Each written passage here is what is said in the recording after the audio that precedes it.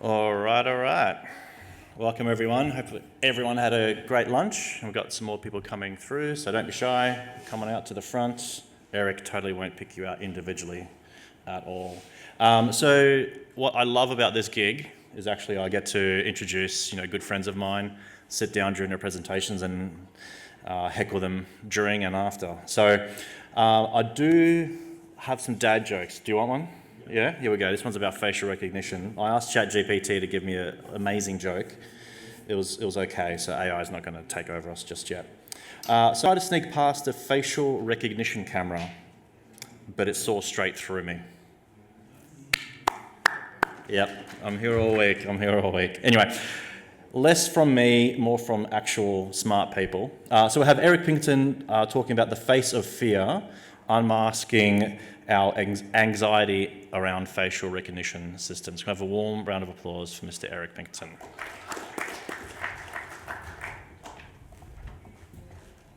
Thank you very much, Lucas, for ensuring that no matter how bad my talk is, it can't be worse than that joke. So let's jump straight in. I'm Pinky. If you don't already know me, feel free to add me on LinkedIn and marvel at just how loosely I've interpreted the word professional in professional networking site. Why is my face messed up a little bit? I'll get to that in the purpose of the talk. Gather round. This talk is really the product of me pulling the thread on the things that I found fascinating. It's got everything. It's got bad guys robbing banks. It's got good guys robbing privacy. It's got bad girls creating content. It's got shoplifting. I've invented a word called face hacking, and I'm going to show you how to do that. If we make it to the end, I've got a tier list of all the things you can do to try and defeat facial recognition technology. And by the end of the talk, you'll probably really want to know how to do that. But let's start with a story. If I can make my... Okay, this is supposedly a still from a CCTV camera from either the Mellon Bank or the Fidelity Savings Bank in Pittsburgh, Pennsylvania in 1995. These were two banks that were held up at gunpoint on that day by this guy, MacArthur Wheeler, and his accomplice, Clifton Earl Johnson. How do I know who they are? Good question. Facial recognition had already been invented. It was invented in 1969 by 3 Japanese scientists, but in 1995 it wasn't really market ready. I'm sorry. I'm not very good at driving this. It wasn't really market ready. So the police crowdsourced it. They requisitioned the footage. They put it on the 11 o'clock news. Within half an hour, someone had phoned up a hotline and said, yep, that's MacArthur Wheeler. Wheeler and his accomplice were subsequently rounded up. And the story goes that the following morning, they showed him into an interview room, sat him down, showed him the CCTV footage with his face clearly visible. And he was absolutely flabbergasted, saying the all-time classic line, "But I wore the juice. So it turns out, according to him, he had been told by his accomplice that if he put lemon juice on his face, it would make him invisible. And if you're as old as me, you'll remember when you were a kid, you might have played around sort of writing things with lemon juice, and then you sort of heat it over a candle, or you run an iron over it, and suddenly it appears. Now, I know what you're thinking. He wasn't a complete idiot. He was pretty skeptical about this theory initially. So what he did was he squirted lemon juice in his face, and then he took a selfie with his Polaroid camera, and lo and behold, he was missing from the resulting photograph. So he had proven to himself that his concept was sound, and off he went to rob the bank. Now, we might never know for sure, but the best guess is he either used expired film, he loaded the film badly, or he simply wasn't pointing it at his face when he took the picture with his lemony fingers. But in his defense, I think even the best of us might find it challenging to take a good selfie after squirting citric acid in our eyes. If you're thinking things couldn't have gotten any worse for the poor duo, strap yourself in. It turns out, if I can get to my notes, that where's me bloody? Oh, I'm going to have to do this. So there was a scientist who was watching the news footage of him being arrested, and was wondering if Wheeler was too stupid to be a bank robber. Perhaps he was too stupid to know that he was a bank robber, that he was too stupid to be a bank robber. i.e. his stupidity protected him from the awareness of his own stupidity. That guy was a guy called David Dunning. And along with his grad student at the time, who was a guy called Justin Kruger, went on to publish a paper entitled Unskilled and Unaware of It. So the footnote to the sorry tale of poor MacArthur Wheeler was that after spending 24 and a half years in jail, he came out to find that he was ultimately the muse for what we now refer to as the Dunning-Kruger effect. We've come a long way since 1995. Cameras have gotten a lot better. They're an awful lot cheaper. Machine learning has come a long way. And the tools needed to make use of facial recognition tech, or FRT as I'll refer to it henceforth, have become much easier. Accordingly, we've seen an explosion in the use of these technologies the world over. China is arguably in pole position. It's reportedly scattered with 600 million surveillance cameras, which is about 439 cameras per 1,000 people, which is pretty staggering. They've even reportedly trialed them in classrooms to catch sleeping students, which is a big problem in China due to the pressure that Chinese parents put on their children. So if we can detect the level of consciousness in school children, what else can we do with facial recognition technology? So Amazon advertises that its software can be used to assess people for emotions like anger, surprise, and fear. And speaking of fear, what I saw when I looked at this kind of advertising shot was this little piece here. I think sort of measuring happiness by looking at your face within one decimal place seems like a bit of a bold claim to me, especially as someone with a bit of a resting bitch face. So I think there's a lot of FUD in this space. So how does it work? Essentially, I have to lead my notes. I'm going to explain this in sort of, apologies you're a PhD and you really understand this stuff. I'm going to try and explain this more of a MacArthur Wheeler level. We capture the image, and we're either capturing it with a good old two-dimensional photograph, or depending on the use case, we're using something a little bit more complex, like depth sensing cameras or dual lenses and so on and so forth. We then sort of use some open source, typically some open source models like dlib, to map the various components of the face, like the jawline, the eyes, how far your eyes are apart, and we start building a metric mathematical model of that face, which we turn into a vector that looks a little bit like this. We can then compare that vector to other vectors in a database using things like cosine similarity or Euclidean distance to look for matches, and if that match gets within a certain sort of percentage, we can then make a decision about what to do with the person in that image. What's important really is that the vector it's not really human readable. You can't look at the numbers and visualize a face. I can't take this and use it to generate a picture of the person whose vector it is. It's simply a mathematical representation that captures the distinctive features of a person's face in a way that's robust to variations in things like lighting or expression or angle and so on and so forth. What I could do potentially, but it's not easy, is to use something like a GAN to generate a realistic image of a person that might be able to fool a facial recognition technology system using the same algorithm. But we're sort of only seeing the early stages of those kinds of things. So the question then is, how much of a problem is it if my biometrics are stolen? And there are an awful lot of articles that seem to present this as a massive risk, which I thought was kind of interesting. It's common to see the idea of facial recognition and privacy concerns conflated with the idea of identity theft. And you can sort of see why this happens, mostly in my view because journos are too stupid to know that they're too stupid. But this was very much the case when OuterBox had a breach this time last year.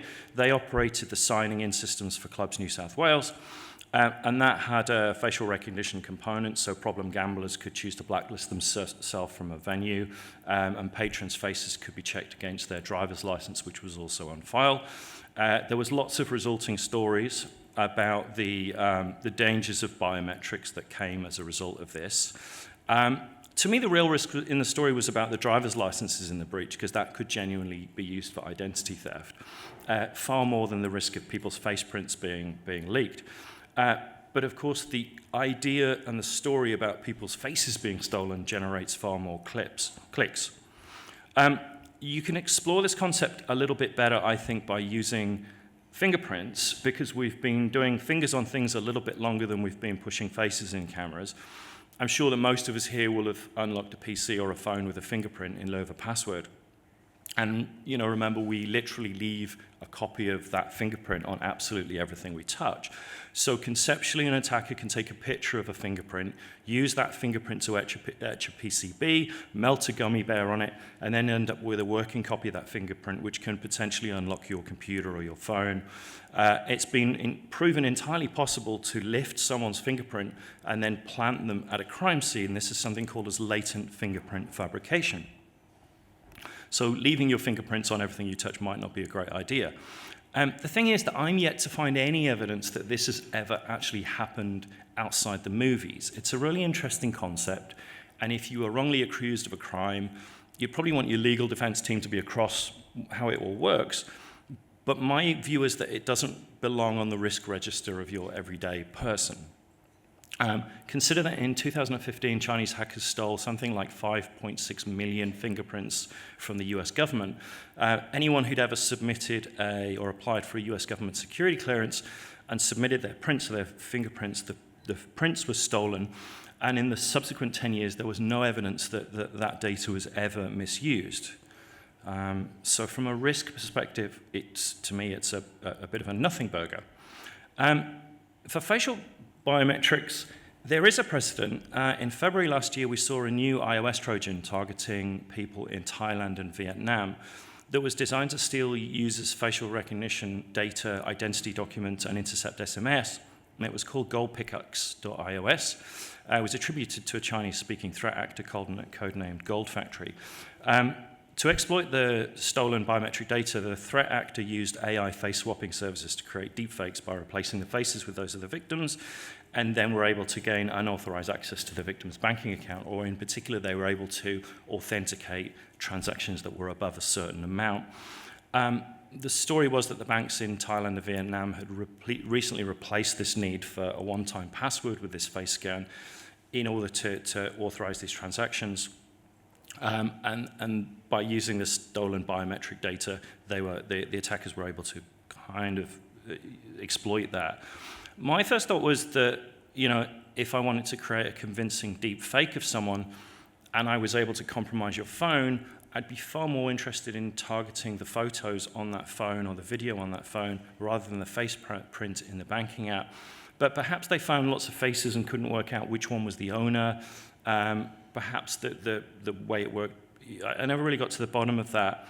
I think it's also really the story was that the banks were rolling their own facial recognition component, which was a little bit shonky, rather than relying on Face ID. It was an Apple iOS exploit.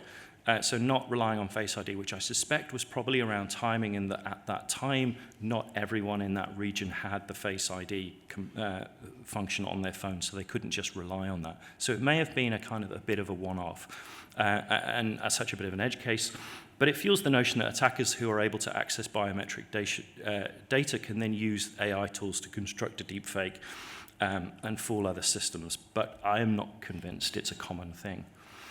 Nonetheless, facial recognition has been moving at an alarming pace, so much so that back in 2021, the Australian Human Rights Commission recommended a temporary ban on the use of biometric technologies like facial recognition in areas of decision-making that are considered high risk, so law enforcement, government services, etc. And from what I can gather, those recommendations were largely ignored. But if anything, it probably encouraged organizations who were dabbling in this space to keep what they were doing very much on the down low, and that's kind of what we've seen. So story time. Back when I left school, in the UK, I worked for a little bit in retail. I worked for a supermarket that was a little bit like the UK equivalent of Coles or Woolworths. I worked in a DIY store that's the UK equivalent of Bunnings. And every staff room in every store in the UK, and I will put money on the fact Australia as well, has a notice board in the staff room with a rogues gallery of people that staff are asked to be on the lookout for. Mostly known shoplifters, people banned from the store. It's like the game of Guess Who, but with bad teeth and more tattoos. And as it happens, I was pretty good at recognizing the people on the board in my store, not least because I was related to a lot of them or because I'd been at school with some of them. Another good example of this kind of control, I suppose, was the famous Iraqi most wanted playing cards during the Gulf War. Now, the problem with this, conceptually, is that when you show a bunch of people a bunch of mugshots, some of them will be good at recognizing the people in those shops. Now, I suspect you've all met someone who'll be at a football match, and suddenly they'll look across at the other side of the arena, and they'll go, look, there's Ian Smith. And you'll be like, who? And they'll be like, Ian Smith, the guy who played Harold Bishop in Neighbours. And you're like, how in the hell? But for some reason, they just see faces and they recognize them and they're able to instantly get that. And there are other people who are just absolutely useless. So the stats are, in general, 1% to 2% of the population are what's called super recognizers. And they have a genuine superpower where they can immediately recognize a face they've seen before.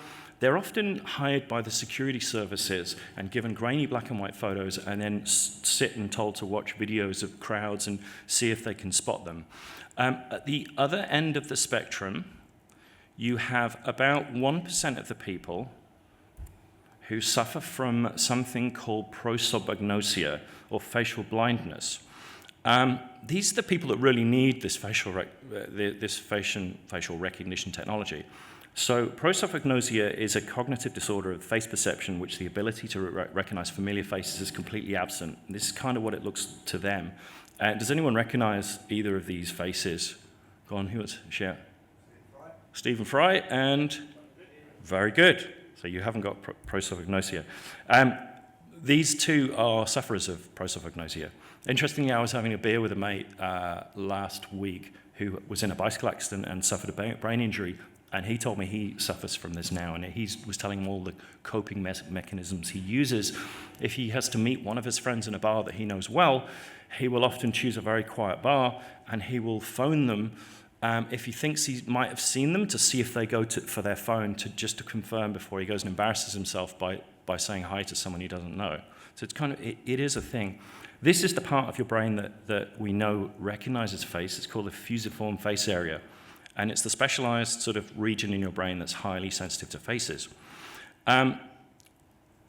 This is the part of your brain that I'm about to mess up. And I'd be interested to see your reaction to this. If you stare into my face, your brain is trying to make sense of the impossible, which creates this kind of cognitive tension. And scientists now think that people with certain neurodiverse traits, i.e. ADHD, like me, autism or anxiety, they tend to experience a heightened sensory conflict. So if this image completely sends you like it does me, congratulations, you might be one of us. The FFA's role in recognizing faces is pretty cool, and I'll give you my favorite example, which is this microwave. It's a normal microwave, but if you turn it on its side, he absolutely bloody loves it. Please be careful if you try this at home. Not all microwaves enjoy it this much, and always check if your partner's left a hot mug of coffee in there first. Experts are starting to explore this potential link between ADHD and something called pareidolia, or a phenomenon where the brain interprets seemingly random patterns and shapes or images of recognizable faces. Me and my son sometimes carry stick on googly eyes around with us, and derive an unfathomable amount of pleasure from sticking them on things and then sending each other photographs. A bit like this. The point is, if it were possible to equip anyone with super recognizer superpowers, what would that look like? You know, I wrote in the synopsis of this that it's, you know, you could sort of compare it to giving someone who's deaf a cochlear implant and suddenly they've got the skill that everyone else has. If you gave someone who had that prosopagnosia a pair of smart glasses and they could suddenly recognize people, it would be a wonderful thing. But those two technologies are perceived in very different ways, and people are a little bit freaked out by this idea of people having that superpower and them not really knowing what's happening. There's a whole bunch of cops in China who have been issued with smart glasses, and it allows them to identify people who match a database, and it's proven so successful that cops in India, Dubai, Russia have already followed suit. And it's probably only the optics of this that has prevented the cops in Australia from doing this.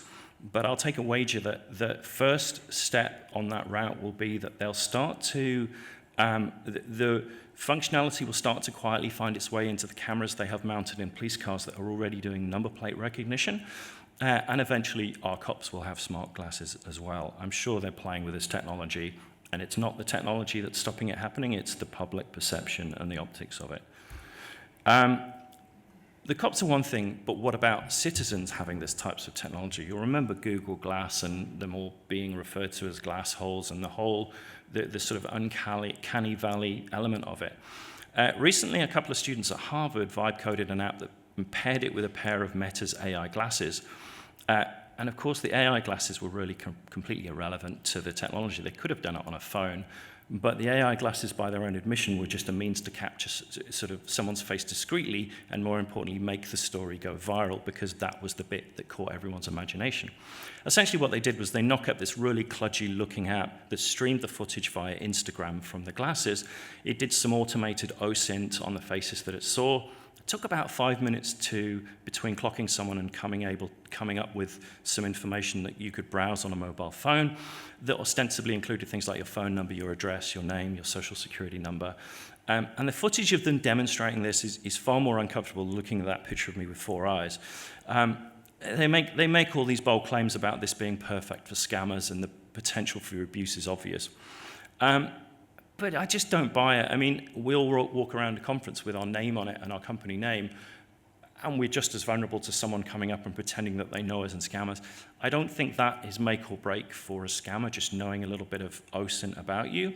It's kind of creepy, but for some reason, the concept of this absolutely freaks people out. I don't think it should. People lost their minds in 2022 when Choice magazine dropped a scoop that Bunnings, Kmart, and the good guys were using facial recognition in their stores.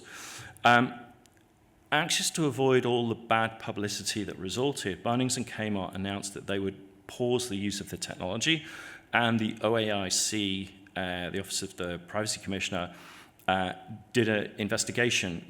It spent 2 years to do this investigation, and they handed down this landmark ruling where they dressed down Bunnings for breaching privacy laws, and made this sort of statement about just because the technology may be helpful or convenient doesn't mean it's justifiable. And then there was this usual rabid dichotomous discourse on social media where privacy advocates were sort of saying that unchecked facial recognition use risks wholesale theft of our souls, and others are kind of always going down the road of that fear is only for those with something sinister they wish to hide. It may be that they were using or planning to use facial recognition in all sorts of other nefarious ways, but I don't think they really need to. They've got all the big data they need from loyalty cards and credit cards. So what they came out, a bunch of Redditors went online and said they were going to boycott the stores, and Bunnings took this very seriously, and they countered with this PR campaign in the shape of a web page and a TikTok-style viral video featuring members of the public behaving very badly to sort of underline this is why we need facial recognition technology. And really what they were doing was turbocharging the idea of a bunch of mugshots in the staff room and stopping people entering the store that were known bad. Bunnings, interestingly, was no stranger to TikTok. Does anyone recognize this face? Or is anyone willing to admit to recognizing this face? This is a lady called Cynthia Lin. She's a Perth-based content creator who amassed hundreds of thousands of views of her clips, many of which show her browsing through Bunnings aisles in Perth and awkwardly flirting with sort of unsuspecting grandfathers and tradies. It seems that Bunnings takes a very dim view of people recording their customers without their permission. And to be fair, in Western Australia, there's actually laws that prohibit recording people without their permission, whereas in New South Wales and Queensland, you can generally record people as long as they're in a public place without their permission. It was ironic that they were really upset her filming people without their permission, because it was a month before the Privacy Commissioner handed down the ruling that they'd interfered with the privacy of hundreds of thousands of customers using facial recognition technology. The wash-up was that Cynthia now presumably has to flirt with granddads in Mitre 10 for the next 2 years, whereas Bunnings simply got a slap on the wrist and a fine of $0, which I thought was a nice little irony. Kmart, Bunnings, good guys, all part West Farmers, announced a pause. They're appealing the decision. I think they will succeed personally. We will see the eventual rollout of this technology to pretty much every store. I know that it's pretty rife in other shopping centers and stores. There's just companies just aren't talking about it so much. I took this photo a few weeks back in a Kmart store that talked to the use of CCTV, facial recognition, overhead cameras on self-service checkouts, and staff-worn team safety cameras. Privacy Commissioner kind of called out Bunnings for not advertising well enough they were using facial recognition technology and for not having a privacy policy that talked about what they would do with that data. And they've fixed that problem, and it looks to me like now they've fixed that problem. The Privacy Commissioner hasn't really got an angle to grind with it. The use of facial recognition technology in Australia is far from limited. It's been quietly rolled out, shopping centres, sports venues, concert venues, clubs, airports. It's pretty rife, and you can see that by looking at the websites of the people that sell the technology. A few things I found quite fascinating. You cannot just take normal CCTV footage and feed it into a facial recognition technology system, as I expected you could, simply because CCTV tends to be placed highly. It wants a wide field of view. You're trying to capture everything and not have any blind spots. Whereas with facial recognition, you want to be at face level, looking straight into someone's face in order to get a good enough picture. So you can kind of spot the cameras that are being used for facial recognition because they tend to be sort of low down on poles.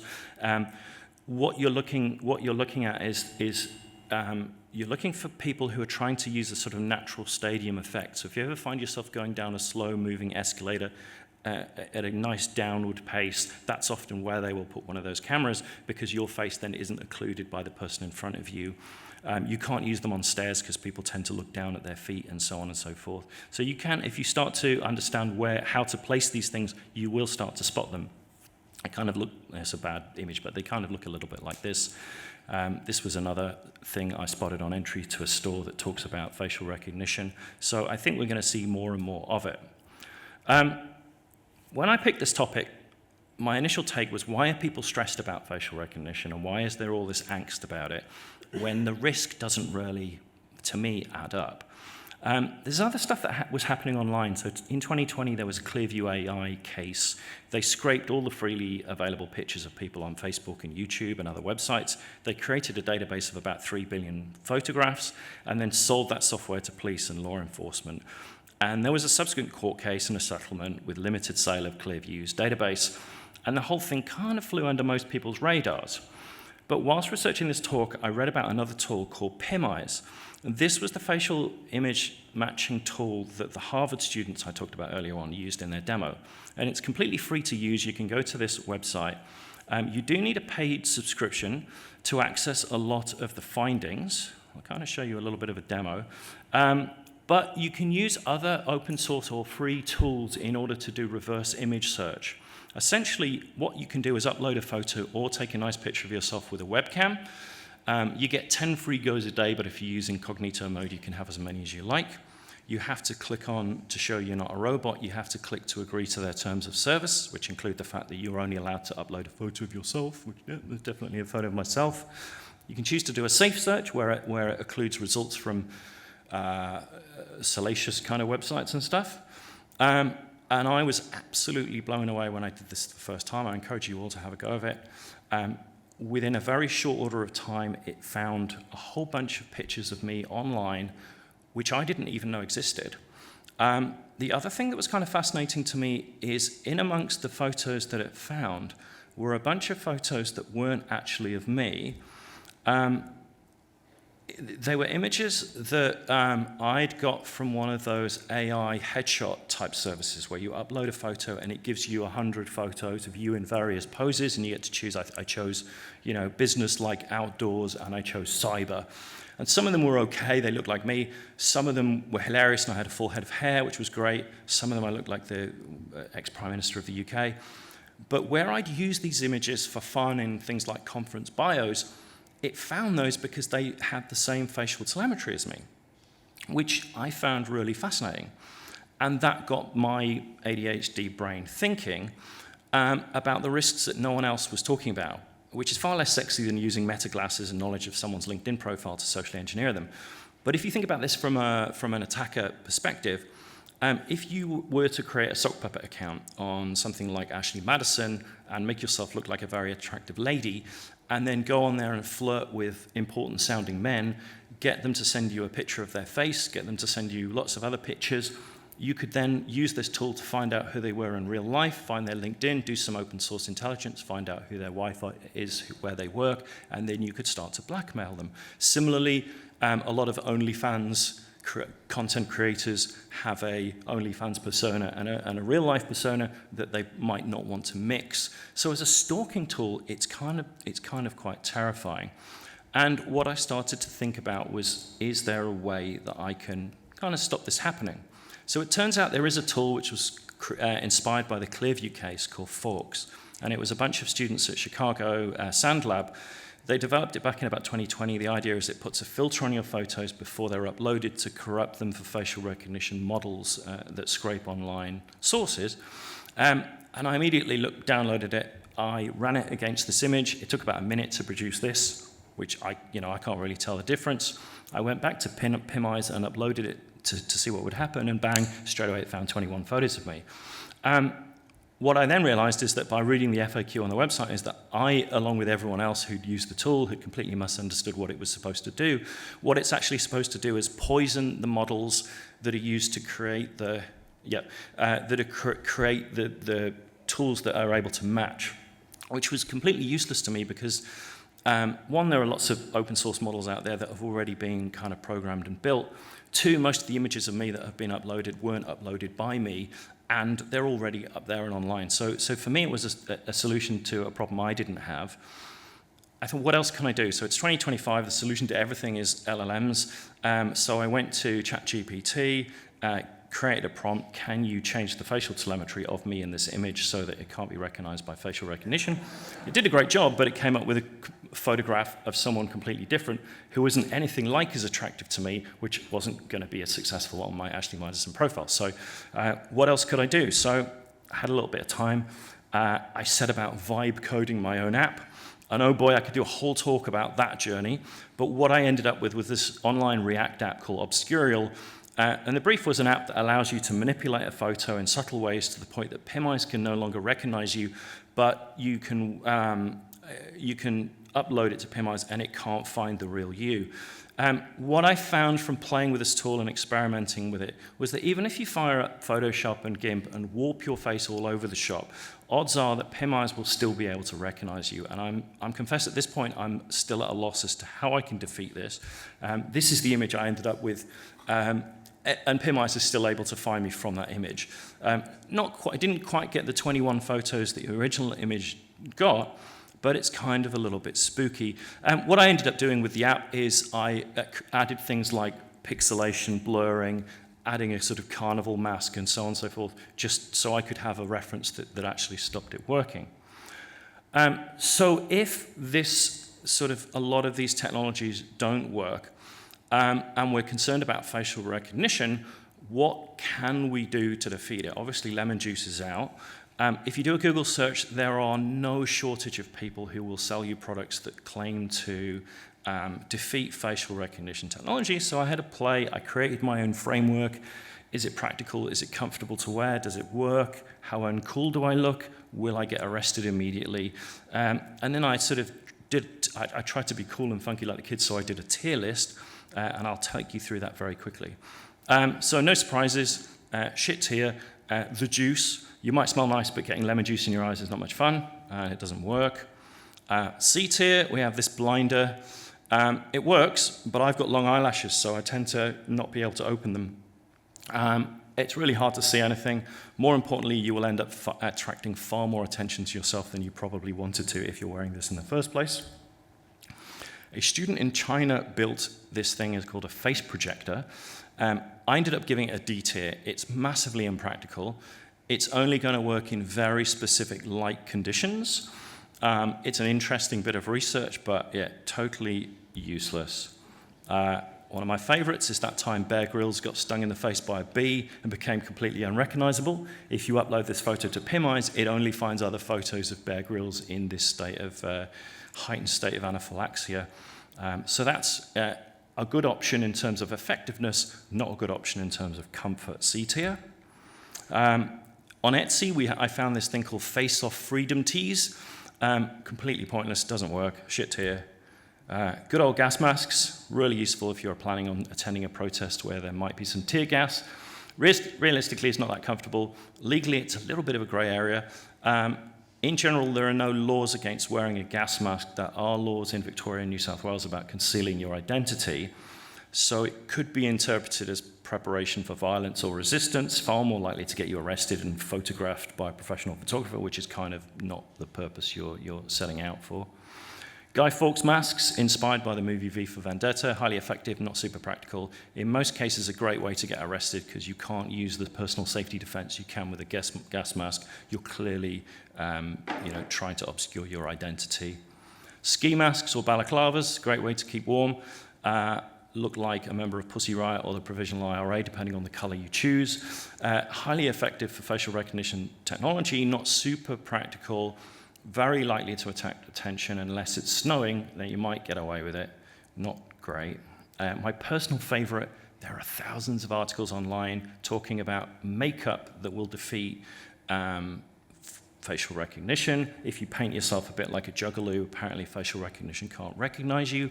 What I find particularly funny about this picture in particular is that they went to all this trouble, and not only did they look truly ridiculous, at no point has someone told them the act of smiling or even having your mouth open is enough to reduce the recognizability score.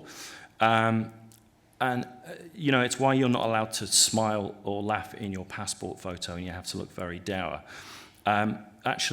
Smiling changes your facial telemetry a little bit. What's even more funny to me about this particular image is if you take the faces and you run it through PimEyes, it was easily able to identify each of the people in this image, and tragically, it even returned a sexually explicit picture of one of them. So do not waste time putting makeup on your face in order to defeat facial recognition. The next thing that makes me laugh, in sheer volume, there are thousands of photos of people with ludicrous haircuts that claim that it will defeat facial recognition. I think it's because there's millions of students are trying to be edgy in their final project, and they're asked to go and create a haircut, and they all go, oh, let's do something that's really edgy and political, and they come up with these stupid things. You look stupid, you can't see properly, and I can find you on PimEyes pretty easily with a photo like this. For the vast price of $1.75, and look, no expense spared, I actually sent off for one of these. You can see just how great it is. The cool thing is you can not only evade facial recognition, but you can poison it. So now, Bunnings thinks Lionel Messi and Kanye West are in the plumbing aisle. Kind of works. I uploaded myself to PimEyes wearing this, and it actually realized I was Lionel Messi. We have these reflecticals. They are essentially sunnies with frames that reflect infrared. Reflect. They block IR, and they have infrared lights in the corners, so it actually obscures your face. You kind of look like this on an IR camera at night, but it only works for cameras that use IR. It only works at night in certain conditions. If you upload a picture of this lady to PimEyes, you can find her quite easily. Not so good. For those of you that have ever seen the film Four Lions, and that those of you who haven't, I strongly urge that you do, this was a famous clip where, why are you shaking your head like that? And Barry says you come out blurry if they're photographing you. So you can do that, it works. You'll get a crick in your neck after a while. Next one, shoegazing. This is my Bloody Valentine, the quintessential shoegazing band. Apparently, if you look at your shoes, it defeats facial recognition. You're not going to get arrested for looking at your shoes, but it's hard to maintain it at all times unless you've got some sort of neck problem. Those hilarious COVID era face shields from wish.com. You look like a complete jerk, but no one knows who you are, so you're all good. A tier. Hoodies, good old hoodies. You pull the drawstring up to increase the effectiveness. Kind of interesting to me that when the police do crowdsource facial recognition images now, when the police do publish images and say, hey, we're looking for the public's help, there was definitely a time where those images were super clear. I remember vividly watching the news, seeing a face and going, oh boy, that guy's stuffed. Now what you tend to see is them fielding images that are awful that look like this. And it's because they've obviously using something like Clearview AI, and they're only showing the public the pictures where they've failed to identify them. Hoodies are great because you can wear them, look innocent, just look like you're attending a cybersecurity conference, and then when you need to, you can zip up the hood and go free. Adversarial hat stickers. Turns out if you stick some eyebrows on a top of a beanie, it completely throws the algorithm. I thought these were pretty good. Cap, shades, bandana. I think this is the fashion statement of the future. It's pretty easy to put on. It's very effective. This was the result of my, my tier list. Lemon juice at the bottom.